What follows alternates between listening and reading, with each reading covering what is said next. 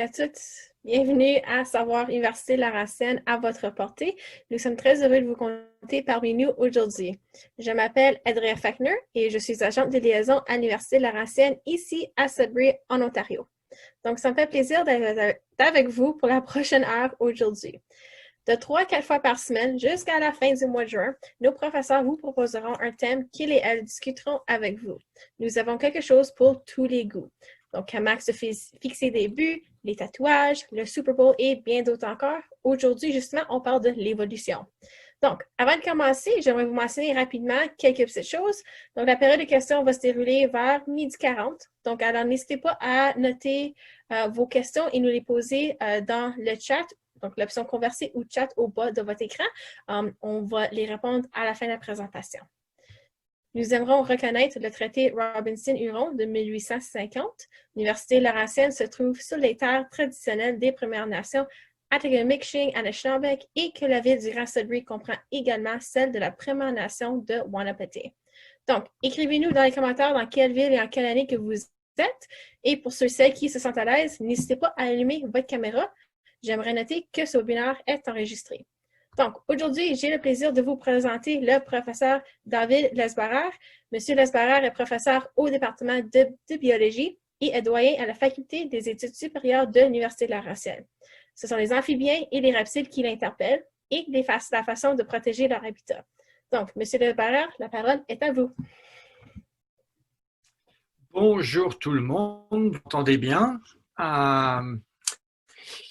Est-ce que je suis dans le centre de l'écran pour tout le monde?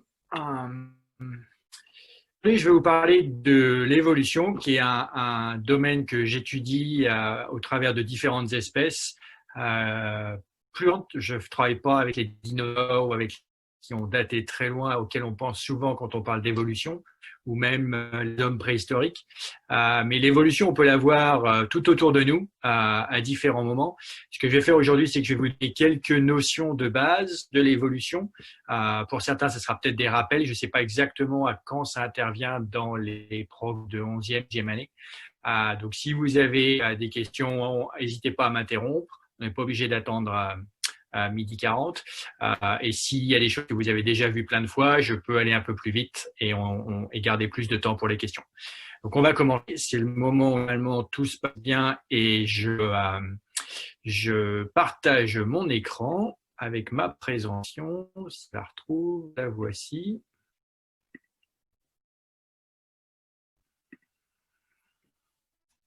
Est-ce que tout le monde voit ma présentation? Donc ça, c'est notre université où on travaille tous les jours à Sudbury. Alors en ce moment, je suis pas dans mon bureau, je suis dans ma maison et encore pour quelques semaines en espérant que les choses s'améliorent. Mais sinon, c'est là où je fais la plupart de mes travaux. J'ai la chance d'avoir, comme vous voyez, beaucoup de nature autour du campus, ce qui est très utile pour étudier les questions d'évolution, pour voir comment les choses ont évolué avec les changements de l'environnement. On a eu beaucoup d'activités minières qui sont passées à Sudbury au cours du dernier siècle, comment ça a modifié les espèces autour de nous et comment ça laisse des traces de l'évolution. Donc la première chose que je vais faire, c'est vous faire un lien entre l'adaptation et l'évolution. Un des meilleurs moyens de voir les signes de l'évolution, c'est de penser aux animaux et aux plantes. Moi, je vais essentiellement basé sur les animaux aujourd'hui, c'est de voir ces notions d'adaptation, comment les animaux se sont adaptés à leur environnement. Donc, vous voyez, par exemple, j'ai mis quelques animaux. Donc, je peux vous poser la question. Le premier en haut à gauche, vous le reconnaissez sûrement, le guépard. Quelle est son adaptation? Est-ce que Zoé a une réponse? N'hésitez pas de soit allumer votre micro ou l'indiquer dans le chat. Alors, et je dois pouvoir aussi moi-même remettre mon chat si c'est possible. Pourquoi je ne peux pas le voir, mon chat? Voilà, je le mets dans un coin si je vois les réponses. Le guépard, il est adapté à la savane. Alors, la savane, c'est un environnement où il y a très peu d'arbres. Et comme le dit Elliot, il court très très vite, cet animal-là. Donc, il a développé une musculature très forte, vous voyez, sur sa poitrine, pour faire faire avancer cet avant. Il a aussi des cuisses très très fortes. Et pourquoi c'est une adaptation de courir très vite? Ben, tout simplement parce que la nourriture qui ses proies, elle les voit de très très loin. Il n'y a pas de, et lui, il peut pas se cacher. Il y a beaucoup d'animaux qui se cachent pour attraper leur proie. Comme il n'y a pas d'arbres dans la savane, le guépard, il est visible de très très loin. Et donc, son seul moyen pour se nourrir, c'est d'attraper ses proies et de courir plus vite qu'eux. Et donc, au fur et à mesure de l'évolution, on a un animal qui est maintenant le plus rapide sur la planète, qui court à 115 km/h, donc plus vite que la limite autorisée sur les autoroutes de l'Ontario, qui lui permet d'attraper ses proies sans prendre de contravention et de se faire arrêter par la police. Juste en dessous du guépard, on a un caméléon. Le caméléon, évidemment, c'est plus facile de savoir son adaptation, c'est qu'il change de couleur, lui, en fonction de son environnement. Donc, il a développé un système de molécules chimiques à l'intérieur de sa peau et de récepteurs qui lui permettent très rapidement de se camoufler. Et alors là, le camouflage, c'est le contraire, c'est pas pour attraper des proies, c'est au contraire pour échapper aux prédateurs. Donc, il peut se cacher dans son environnement très très vite. Et du coup, il est adapté à tout un tas de changements, que ça soit la végétation, le sable, les roches, et même pour les gens qui ont des caméléons parfois dans un aquarium à la maison, on peut les voir changer de couleur assez rapidement. On continue notre cercle. En bas à droite, un animal qui nous est plus familier, qui vit au Canada, l'ours polaire. Adaptation de l'ours polaire. Je vous laisse 1 ou 2 secondes.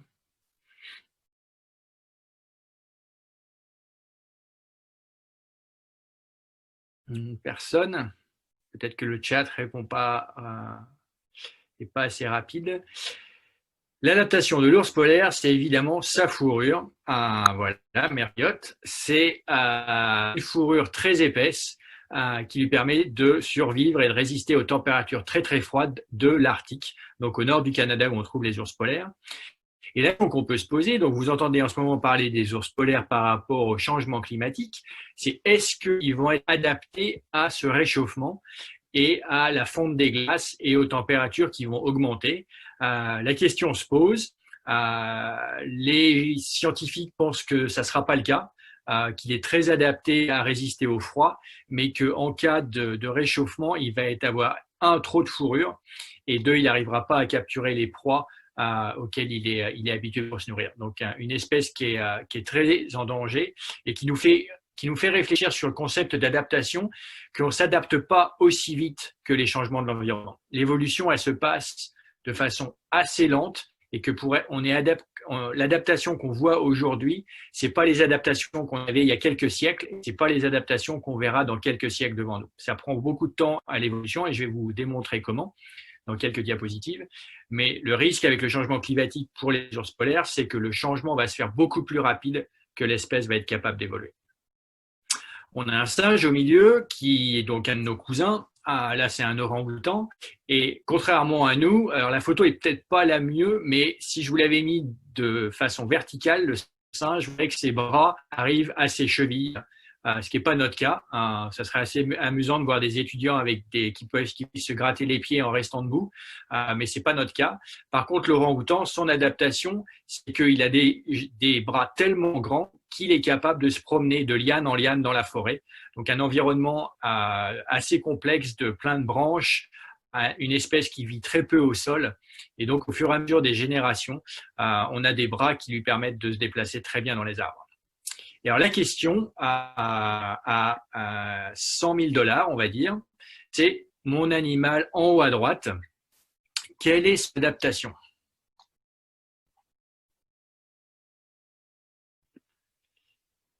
Qui peut se lancer? Et déjà, peut-être que la première question, ça devrait être qu'est-ce que c'est comme animal? Alors, il se transforme en branche, se camoufle. Alors, c'est effectivement une adaptation de camouflage. Mais alors, à quoi tu penses, Zoé? Qu'est-ce que tu penses que c'est comme animal au départ?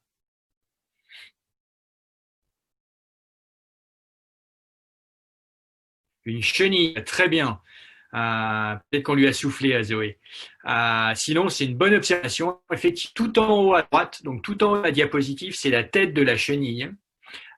Et quand on descend, c'est sa queue. Et donc, elle a une queue qui ressemble à une tête de serpent et qui lui permet effectivement de se protéger en faisant peur au prédateur principal de la chenille, à savoir les oiseaux. Donc, les oiseaux, quand ils voient ça, ils se posent des questions et ils s'en vont plutôt que d'essayer d'attaquer la chenille parce qu'elle ressemble à un serpent.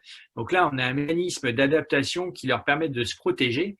Ce qui est assez intéressant, c'est que c'est le stade de chenille, ça dure pas très longtemps, ça dure quelques semaines avant qu'il devienne un papillon. Donc c'est un gros investissement de se transformer le bout de la queue en tête de serpent pour une période qui va pas durer très longtemps. Mais quand on y réfléchit, s'il y avait ce mécanisme en place, il y aurait beaucoup plus de chenilles qui se feraient manger. Donc quelque part, pour l'évolution et la survie de l'espèce, c'est un mécanisme qui est très utile et qui donc vaut le coup d'investir de l'énergie pour ressembler à un serpent. Alors, d'autres exemples d'évolution qui sont un peu plus adaptés à la condition qu'on vit en ce moment, à savoir les maladies. Ici, c'est la tuberculose. Alors, la tuberculose, c'est une maladie qui est liée à une bactérie, à ce qui s'appelle en haut à droite le bacille de Koch, de la part du monsieur Robert Koch qui l'a découvert il y a presque 140 ans maintenant. Alors la tuberculose, on croyait l'avoir vaincue. On avait un système de traitement qui permettait d'éliminer la tuberculose. Et en l'occurrence, on s'est aperçu que l'antibiotique qu'on utilisait pour combattre la tuberculose, il était devenu inefficace. Et que depuis les années entre 80 et 90, il y a eu entre autres une augmentation de 20% des cas de tuberculose aux États-Unis, alors que avant, ça avait complètement disparu.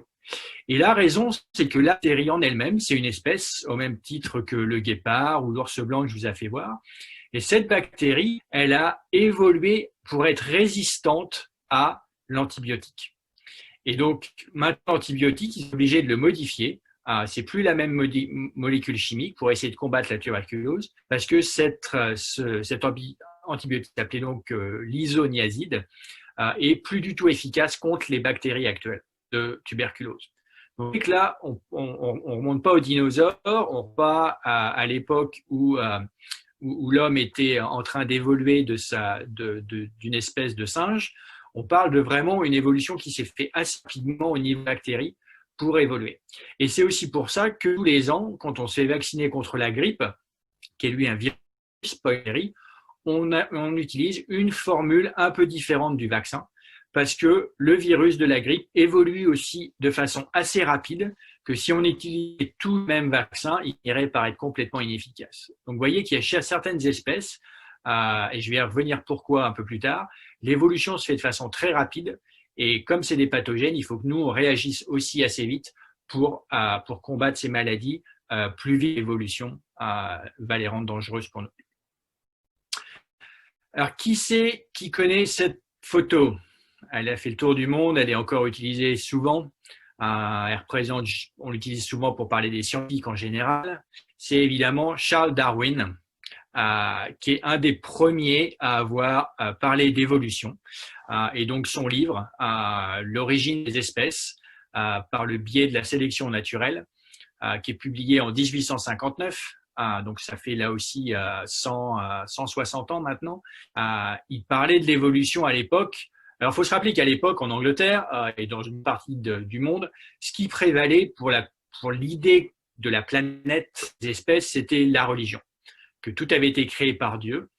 Et donc Charles Darwin, qui était au départ un botaniste, donc qui s'intéressait surtout aux plantes, il était parti en voyage autour du monde sur un bateau qui s'appelait le Beagle. Et il a passé beaucoup de sa carrière, une dizaine d'années aux Galapagos. Et dans les îles des Galapagos, il a étudié les espèces, entre autres les espèces de pinsons, qui s'appellent d'ailleurs depuis les pinsons de Darwin. Ce sont des petits oiseaux qui étaient sur plusieurs îles. Et c'est à partir de ces observations qu'il s'est dit qu'il y avait peut-être un autre mécanisme que Dieu pour créer et faire évoluer les espèces. Alors évidemment, c'est beaucoup d'observations. Depuis, on a fait beaucoup de travaux pour essayer de tester cette hypothèse, pour voir s'il avait raison. Mais je vais vous montrer ce que lui a fait croire que y avait vraiment un mécanisme évolutif qui était en place pour l'évolution des espèces. Et ce qu'il a dit, Darwin, c'est que cette sélection naturelle, qui est donc basée sur l'environnement qui nous entoure, elle se fait en fait pas au niveau d'un individu. Chaque individu, même entre nous, on va avoir différents succès dans la population. Ce succès, il est en fonction de notre interaction avec l'environnement. Il y a certains individus qui vont mieux réussir que d'autres, et cette réussite, c'est ça qui conditionne l'évolution de l'espèce au fur et à mesure des siècles. Comment on mesure le succès d'un individu? C'est évidemment en fonction du nombre d'individus qu'on a dans les générations suivantes. Alors, qu'est-ce qu'il veut dire quand il dit qu'il y a une variation des caractères dans une espèce? Alors, voilà les pinsons qu'il a étudiés et il a regardé en particulier la taille des becs. Et quand il regarde la taille des becs dans une espèce de pinsons, il s'aperçoit qu'il y en a qui sont à peu près à 9 mm, il y en a qui font à peu près 15 mm, donc ils sont quand même beaucoup plus grands, mais la plupart sont autour de 10 et 11 mm. Mais cette variation entre 9 et 15 qui va servir à l'évolution pour se mettre en place. Parce que on va s'apercevoir, et lui va faire ses observations, qu'en fonction de la taille du bec, on réussit plus ou moins bien à survivre au cours du temps et en fonction des caractères de l'environnement. Donc il y a une variation des individus dans leur survie et dans leur capacité de se reproduire. C'est ce qui s'appelle la fitness des individus. Donc, leur capacité à reproduire. Est-ce qu'ils vont se reproduire une fois, 2 fois, 3 fois? Est-ce qu'ils vont avoir 1 an, 10 enfants, 100 enfants? Ça dépend en fonction des espèces. Et la fitness, c'est donc la contribution d'un individu à la génération suivante. Si on contribue rien du tout, on a une fitness de 0. Si on contribue 10 jeunes, on aura une fitness de 10. Et donc, le plus on contribue, le meilleur est la fitness. Et alors, ce qu'il a mesuré dans ces pinsons, c'est le nombre de descendants, le nombre d'oisillons que chaque individu sur les îles des Galapagos pouvait produire. Et ce qu'il s'est aperçu, c'est qu'il y avait une influence de l'environnement sur justement la qualité de la reproduction. Ce qu'il a vu, par exemple, c'est que la taille du bec, je regarde le graphique d'en bas, la taille du bec était proportionnelle à la survie. Plus le bec était grand, plus la survie était meilleure. Vous voyez que pour les becs les plus petits, la survie, elle est presque à 0, et que quand on arrive autour de 10 à 11 mm, on a une survie qui augmente jusqu'à 50%. Et en fait, ce qui s'est passé alors là, c'est un exemple qui est un peu plus tard c'est pas à l'époque de Darwin, mais c'est sur les mêmes îles où on est revenu dans les années 70 pour mesurer. Et on s'aperçoit que, au fur et à mesure des années, il y a eu justement un changement de la taille des individus. Dans les années 75, la taille du bec, elle était en marron là, elle était plutôt basse. C'est un index qui a été calculé. Les chiffres ne sont pas très très importants ici. Ce qui est important, c'est de voir l'évolution vers le haut entre 75 et 78. Donc vous voyez qu'en 3 ans, il y a eu un changement de la taille des individus assez rapidement. Les individus de la population, c'est ça qui est important qu'il faut retenir, la moyenne dans la population. Ce n'est pas chaque individu qui a augmenté en 3 ans, c'est que quand on mesure la taille d'individus dans les années 75 par rapport à la taille des individus dans les années 78, on a une moyenne qui est plus élevée. À l'inverse, quand on regarde la taille de la population en jaune, on est passé d'une population qui avait 1400 individus à une population qui a moins de 200 individus. Donc, qu'est-ce qui s'est passé? C'est que en 3 ans, on a nettement moins d'individus, mais on a des individus plus gros. Donc, réfléchissez bien, on a moins d'individus, mais chaque individu, en moyenne, est plus gros que ce qu'il y avait avant. Et ce qui s'est passé, c'est qu'il y a eu, en 76-77, il y a eu une énorme sécheresse. Donc, quand il y a eu une sécheresse, il y a beaucoup des graines qui ont pas réussi à germer, qui n'ont pas réussi à recevoir assez d'eau. Et les seules graines qui ont germé, c'était les plus grosses, les plus solides, qui avaient une coquille assez forte pour tenir de l'eau. Et donc, qu'est-ce que mangent les oiseaux? Ils mangent ces graines, justement. Et le problème après la sécheresse, c'est qu'on n'avait que des becs qui avaient des oiseaux très gros, des coquilles très grosses. Et donc, seuls les oiseaux qui avaient un bec assez fort, les oiseaux qui étaient les plus gros, il y a évidemment une proportion, plus les oiseaux sont gros, plus leur bec est gros, seuls les oiseaux qui étaient les plus grands ont réussi à survivre. Et donc, c'est cette sécheresse-là qui a conditionné l'évolution de la population. Avant, on avait une grande population de petits animaux. Après la sécheresse, on a une population beaucoup plus petite où les seuls qui ont survécu, c'est ceux qui ont eu un bec le plus grand. Donc, vous voyez que l'environnement a conditionné d'abord, il y a une baisse de la production des graines. Les seules graines qui ont réussi à germer, c'était les plus grosses. Et donc, les qui ont réussi à survivre, c'est ceux qui avaient un large bec. Et donc, dans la population, c'est la distribution de la taille du bec qui a changé. La représentation des becs à taille très large qui ont augmenté. Ce n'est pas les oiseaux qui ont changé, c'est la population qui a changé. Et c'est ça qui est important. Parce qu'à l'époque, il y avait un autre scientifique qui lui était français, qui vivait à la même époque et qui avait déjà pensé à penser qu'effectivement l'environnement devait avoir un rôle à jouer dans l'évolution des espèces. Mais lui, l'erreur qu'il a fait, c'est qu'il a pensé que l'individu en lui-même pouvait changer.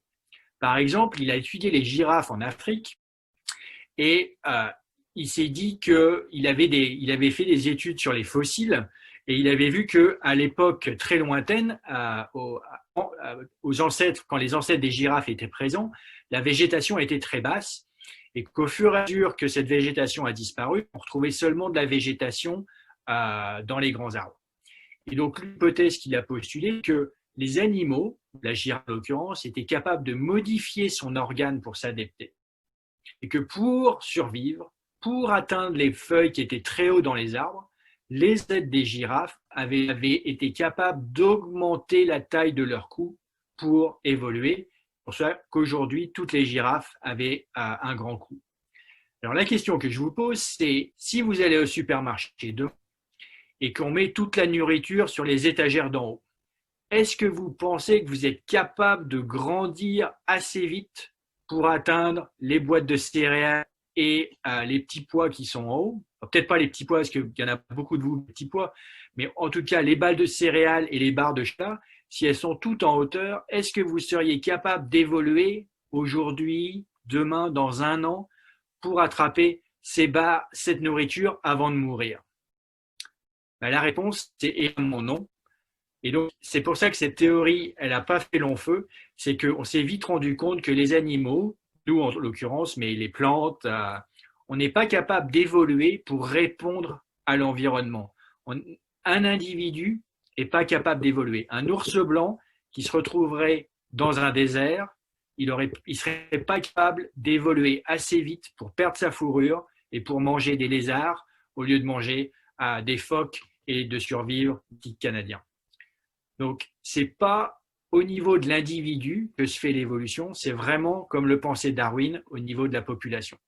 Et je vais vous montrer d'autres exemples qui vraiment expliquent comment la sélection naturelle se met en place et produit l'évolution qu'on observe aujourd'hui. C'est 3 types de sélection. Une sélection directionnelle, une sélection stabilisante, une sélection diversifiante. C'est les 3 graphiques qu'il y a là qui montrent ces 3 types de sélection. Alors, premier exemple, la sélection directionnelle, donc c'est celle des pinsons de Darwin, qui au fur et à mesure des années ont évolué, les espèces ont évolué un bec plus fort pour être capables de manger les graines qui étaient les plus grosses. Mais cette sélection, on l'a mis aussi à notre profit. Donc là, j'ai mis une photo de Pitbull. Est-ce que vous savez quelle est la caractéristique qui a évolué chez le pitbull? C'est évidemment pas son bec.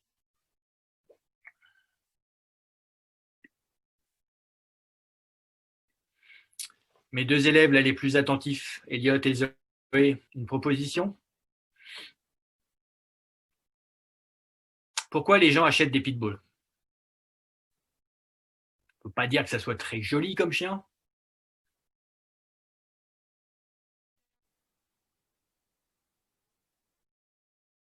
pour la protection. Et qu'est-ce qui fait qu'on est bien protégé avec un pitbull?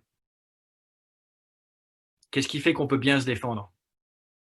Contrairement à un chihuahua ou à un poodle, ils sont agressifs.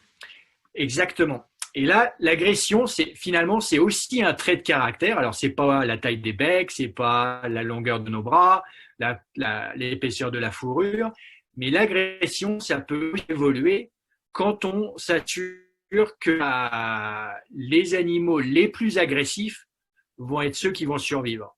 Et alors, comment on fait ça au niveau de la sélection? C'est tout simplement en faisant se reproduire les animaux plus agressifs entre eux. Et donc, artificiellement, on élimine les animaux les moins agressifs, ou en tout cas, on les empêche de se reproduire. Et donc, au fur et à mesure qu'il y a eu des générations qui ont été faites, ils sont de plus en plus agressifs parce que leurs parents étaient les plus agressifs de leur génération. Autre exemple facile à retenir de sélection stabilisante, c'est le lait des vaches. Plus on continue à faire de l'élevage de vaches, plus à chaque fois on choisit les vaches qui produisent le plus de lait. Et si on regarde la production lait en moyenne d'une vache il y a un siècle par rapport aux vaches d'aujourd'hui, les vaches d'aujourd'hui produisent de 2 à 3 fois plus de lait. C'est pas une vache qui se met à produire plus de lait, c'est l'espèce de vache pour lesquelles à chaque fois on a choisi les vaches qui produisaient le plus de lait, qu'on a fait se reproduire pour obtenir des jeunes vaches qui produisaient plus de lait et ainsi de suite. Et donc, vous voyez sur mes graphiques qu'on parle de la taille du bec.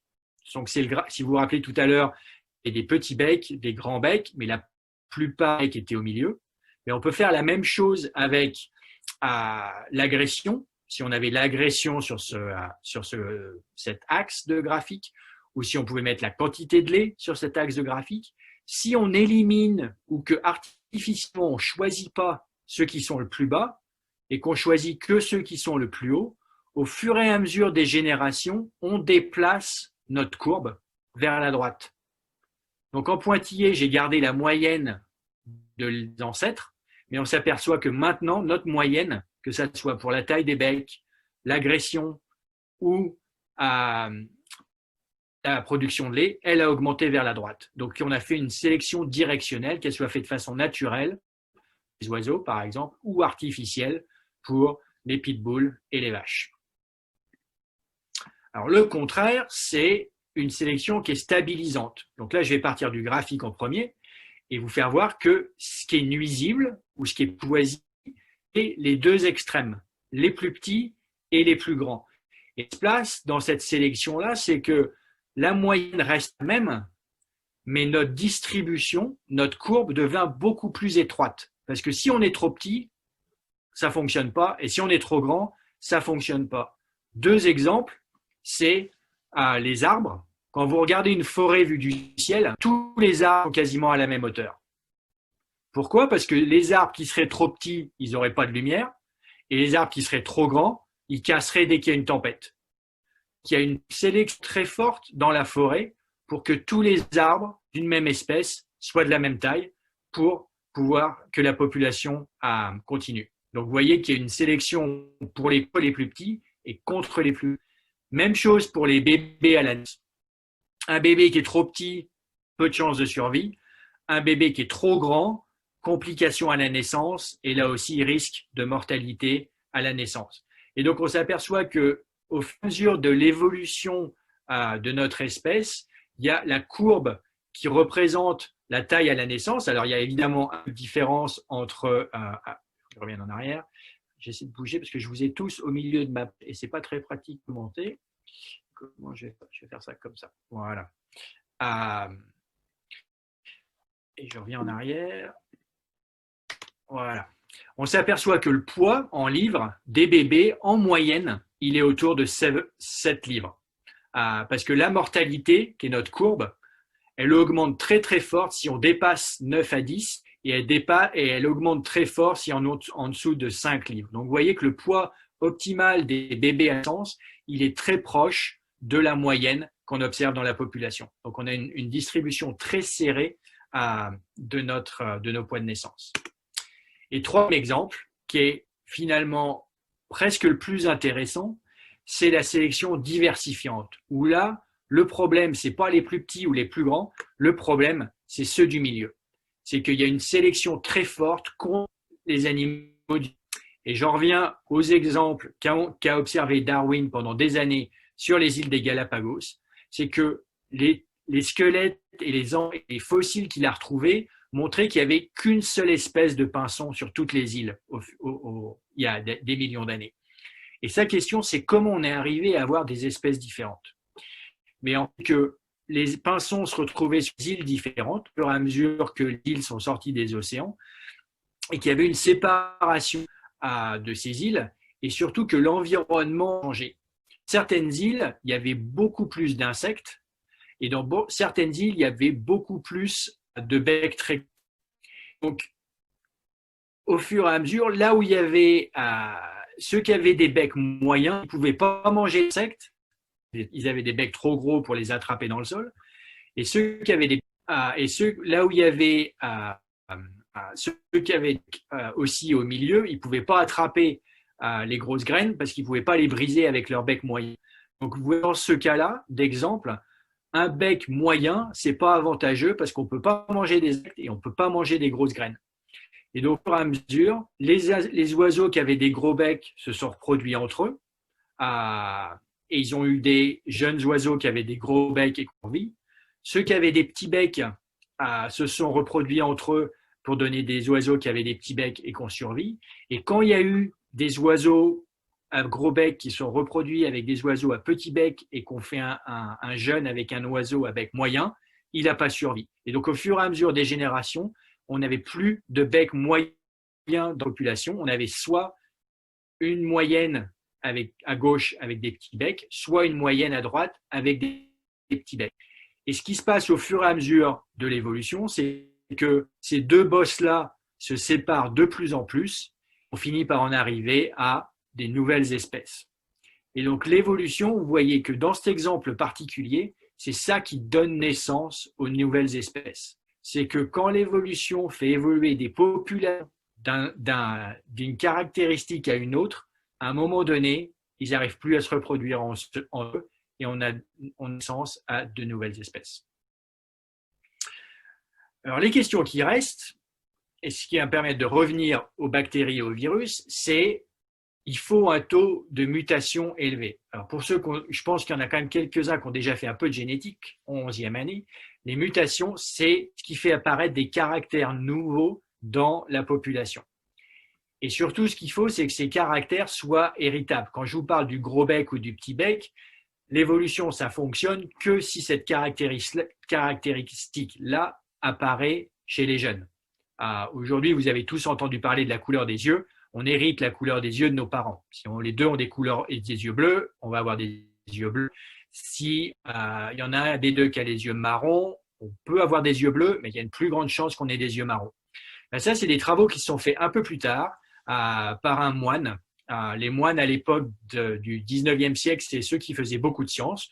On peut dire que c'est parce qu'ils avaient beaucoup de temps à perdre, mais ils étaient aussi les plus éduqués dans la population humaine et donc ils réfléchissaient à beaucoup de choses et il y a beaucoup de travaux de sciences qui ont commencé donc dans les monastères par les moines. Et ce moine-là, il avait un jardin à cultiver et donc il a fait des mélanges de fleurs et c'est comme ça qu'il s'est aperçu qu'il y avait sûrement un caractère qui était héritable chez les fleurs entre les parents et les jeunes fleurs parce qu'il retrouvait des couleurs au fur et à mesure des générations. Il a par exemple mélangé deux fleurs, une violette et une blanche, et dans la première génération, tout le monde était violet. Et dans la génération suivante, il a retrouvé des blancs.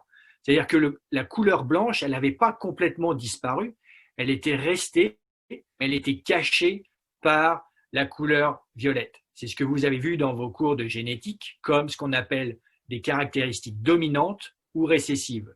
Le bleu de la couleur des yeux, c'est une couleur récessive. Le blanc, le marron de la couleur des yeux, c'est une couleur dominante. Donc, s'il y a du marron, ça va dominer sur le bleu. Pour avoir du bleu dans les yeux, comme pour avoir du blanc dans les fleurs, il faut avoir les deux allèles, et c'est ce que je vais vous parler par la suite. Il faut avoir nos deux chromosomes qui présentent la couleur blanche. Parce que toutes nos autres fleurs-là, elles ont du violet et du blanc, et c'est le violet qu'on voit à l'extérieur.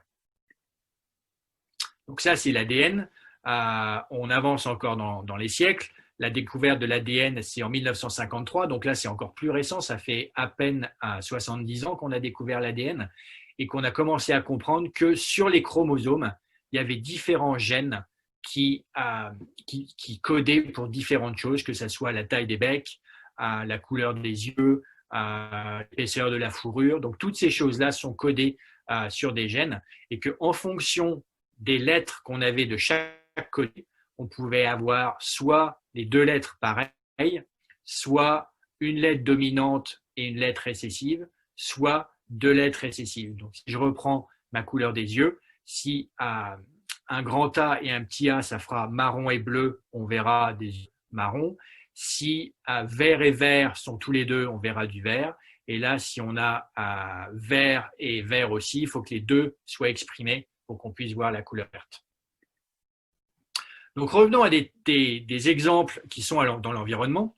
Par exemple, ça, c'est alors, c'est pas à Sudbury, mais ça pourrait très bien être à Sudbury, c'est au Pays de Galles. Et en fait, on s'est aperçu aussi que les herbes qui étaient à l'extérieur, elles semblaient pas être elles semblaient pousser très très bien, elles étaient en bonne santé, alors que sur l'ancienne mine, là où on avait beaucoup de plomb, beaucoup de métaux lourds comme le cadmium, on avait très peu de plantes. Mais on avait des plantes, donc cette terre qui s'appelle l'agrostis, qui était résistante aux métaux et qui, elles, ont réussi à croître sur l'endroit où il y avait la pollution. Et après année, on s'est aperçu que, comme il y a du vent, il y a eu un mélange des graines. Et au fur et à mesure, il y a eu un mélange de ces graines des deux côtés de la clôture et on a fini par trouver de l'autre côté de la clôture des plantes qui étaient aussi résistantes aux métaux. Et on s'en est aperçu parce que en regardant les gènes, on a réussi à retrouver les gènes qui résistaient à la pollution de ce côté-là. Parce qu'au fur et à mesure de la reproduction des années, le vent, il n'y a pas tellement de sélection. Si on tombe de ce côté-là, évidemment, il faut être capable de pouvoir résister aux métaux. Mais si on tombe de ce côté-là, qu'on ait les gènes pour résister aux métaux ou pas, c'est pas un problème. Et au fur et à mesure, on a fini par retrouver donc des plantes qui étaient de ce côté-là, qui étaient devenues résistantes aux métaux parce qu'elles s'étaient reproduites avec certaines plantes de ce côté-là pour être capables de germer. Et donc, pour revenir à ce que j'expliquais tout à l'heure, c'est pas chaque plante qui a évolué, c'est la population dans son ensemble qui a évolué au fur et à mesure des générations. Donc, c'est vraiment important de faire la différence entre un individu, une population, qui est un groupe d'individus qui se reproduit ensemble, et une espèce qui est l'ensemble de toutes les populations d'animaux. Si on prend notre espèce, qu'on prenne un être humain en Afrique ou en Asie ou au Canada, on est tous capables de se reproduire ensemble, on fait tous partie de la même espèce. Et donc les barrières de l'espèce, c'est à quel moment deux espèces peuvent pas se reproduire. Je vais passer un peu vite d'autres choses que je voudrais vous parler qui sont importantes, mais c'est pour montrer que par exemple, nous, on peut plus se reproduire avec les singes. C'était possible il y a des millions d'années, mais depuis, on a évolué de telle façon qu'on n'est plus capable d'avoir, même si on le fait de façon artificielle, il n'y aura pas de jeunes qui survivront. Et c'est la même chose pour certains animaux, comme par exemple l'âne et le cheval peuvent se reproduire, mais leurs jeunes peuvent pas obtenir de bébés qui seront viables. Donc il y a des barrières qui se font soit avant la fécondation, soit après la fécondation.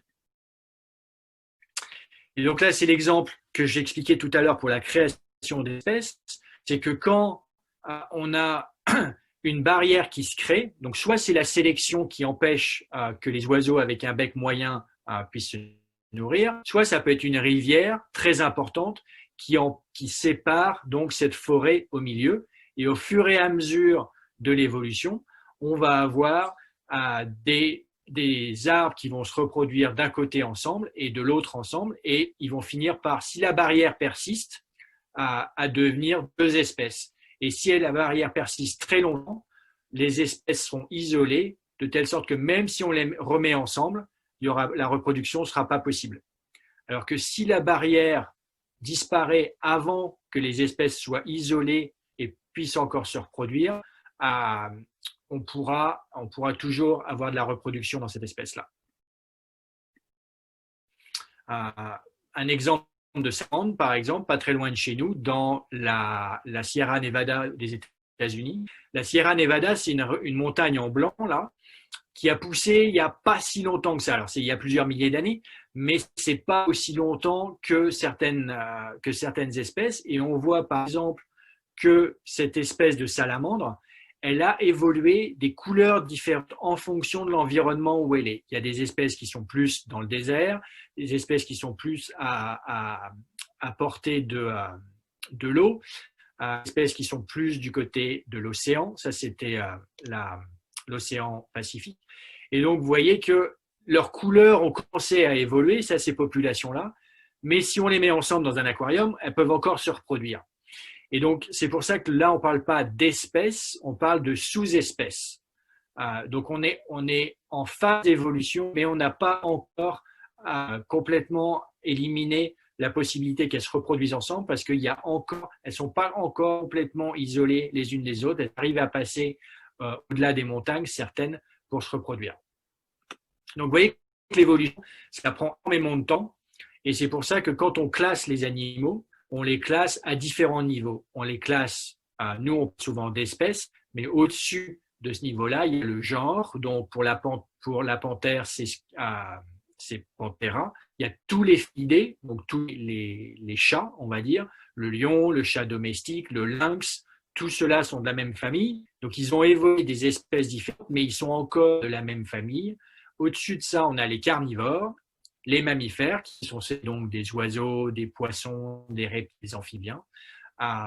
Et ensuite, l'embranchement, le règne, qui fait la différence entre les animaux, les plantes et les bactéries, et le domaine dont je ne vais pas passer aujourd'hui. Et vous voyez qu'il y a un lien dans cette évolution entre différents groupes, que si on va très très loin entre la panthère et le loup, on peut retrouver un point commun, c'est qu'ils sont tous des carnivores. Mais ils ont évolué dans des familles différentes en fonction de leur environnement et en fonction de leur histoire de l'évolution. Et pour vous montrer, je crois que c'est la fin de ma présentation, un point commun de cette évolution qu'on retrouve quand on l'étudie, c'est qu'il y a des qui sont qui sont les mêmes parce qu'on a les mêmes ancêtres. Donc tous les mammifères, par exemple, on peut retrouver le même type de structure dans le bras, que ce soit un bras humain, un bras de chat, un bras de baleine ou un bras de chauve-souris. Vous voyez qu'on a les mêmes os, ils sont de la même couleur sur les dessins, que ce soit le poignet, les doigts, l'avant-bras, l'humérus, le bras à proprement parler. Ils sont tous là dans les différents, et c'est évidemment le chat, c'est ce qui nous ressemble le plus, mais même quand on regarde la baleine et la chauve-souris, on retrouve ces os. Alors, ils ont évolué de façon différente. Vous voyez que la baleine, elle a des doigts beaucoup plus grands, alors que son bras en lui-même est très court. Et pourquoi ça a évolué de cette façon-là? C'est à cause de l'environnement. La baleine, elle vit dans un environnement, elle n'a pas besoin d'avoir des bras très forts, elle a besoin d'avoir des doigts très longs pour pouvoir nager. Et même chose avec la chauve-souris, elle, pour pouvoir tenir son aile, elle a besoin de doigts très longs qui vont dans les coins de son aile et qui lui permettent de voler. Donc, l'homme, comme le chat, on a finalement une évolution qui est très proche, puisqu'on est tous les deux sur le milieu terrestre, sur la terre ferme, alors que ces deux mammifères-là, eux, vivent dans des environnements différents qui les ont fait évoluer de façon différente. À l'opposé, on a certains exemples d'évolution où là, ça converge vers la même chose. Donc, on a des deux plantes-là qui sont dans des environnements complètement différents, mais qui ont évolué des mêmes évolutions. Alors là, ce qui est visible, c'est les épines. Donc, vous voyez deux espèces qui sont complètement différentes l'une de l'autre, qui n'ont pas du tout les mêmes ancêtres, mais puisque l'environnement est le même, on finit par évoluer des mêmes stratégies. Alors là c'est des pour effrayer et pour faire fuir les prédateurs. Et c'est cette évolution qui est donc convergente au lieu d'être divergente comme elle l'a été dans cet exemple. Donc ça, je vais passer encore pour la classification. Et c'était donc la fin de ma présentation pour vous montrer que l'évolution a pris des millions d'années pour représenter la diversité des espèces qu'on voit sur cette planète. Et ce que j'aime bien, c'est terminer sur cette citation de Saint-Exupéry, qui, vous le connaissez peut-être pas pour le livre qui s'appelle Citadelle, mais vous connaissez peut-être Saint-Exupéry pour Le Petit Prince. Et Saint-Exupéry, il a dit que nous, espèces humaines, on a la chance de pas seulement subir l'évolution, mais de pouvoir influencer notre évolution. Donc le futur, il faut pas le prévoir, mais il faut le réaliser. Voilà. Parfait. Merci beaucoup, Monsieur Lesbaillard. C'était vraiment intéressant. Puis pour n'importe qui sont intéressés, plus tard aux études universitaires, c'est des cours en biologie, en écologie, on a des cours sur la génétique, ainsi de suite, l'environnement. Vous pouvez définitivement en suivre pour en apprendre davantage. Donc, passons d'abord aux questions. Si vous avez des questions, n'hésitez pas à les mettre sur le chat, sur l'option converser. On va les répondre. Sinon, on va conclure. Je vais donner une petite minute pour envoyer une question si vous en avez.